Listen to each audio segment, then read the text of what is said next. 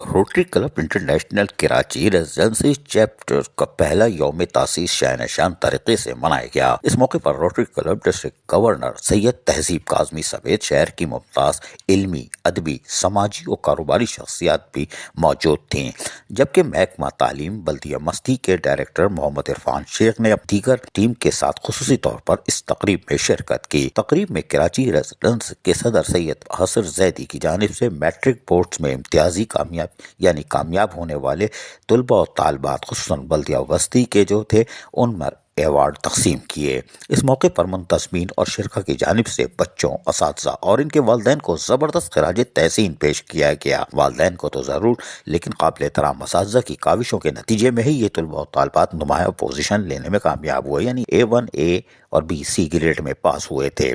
سید حسر زیدی نے اپنے خطاب میں اپنے ادارے کے توسط سے مستحق طلباء کے لیے میرٹ اسکالرشپ کا بھی اعلان کیا۔ خوش آئندہ بات ہے، اور کہا کہ بلدیاتی اسکول کے بچے خودداد صلاحیتوں سے مالا مال ہیں، ان کو آگے لایا جائے تو یہ ملک و قوم کا نام روشن کر سکتے ہیں۔ بالکل درست۔ در اثنا رشین قونصلیٹ کے تعلیمی امور کے ناظم ضیاء الدین صدیقی نے بچوں سے ذاتی طور پر ملاقات کی اور ان کے ساتھ تصاویر بھی بنائی۔ اس موقع پر انہوں نے بلدیہ وسطی کے تعلیمی نظام میں بہتری لانے کے لیے ہر ممکن تعاون کی یقین دہانی کروائی۔ یہ بات انتہائی قابل قدر ہے۔ اس طرح اگر روٹری کلب یا دیگر ادارے سامنے آئیں گے تو یقیناً بلدیاتی اسکول کے طلباء و طالبات نمایاں کامیابی حاصل کریں گے اور قابل احترام اساتذہ کی کاوشیں بھی رنگ لائیں گی۔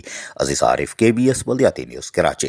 ایسی ہی خوبصورت ویڈیوز فیوچر میں حاصل کرنے کے لیے ریڈ بٹن پر کلک کر کے اور بیل آئیکن کو پریس کر کے ہم سب کے سبسکرائبر بننا مت بھولیے۔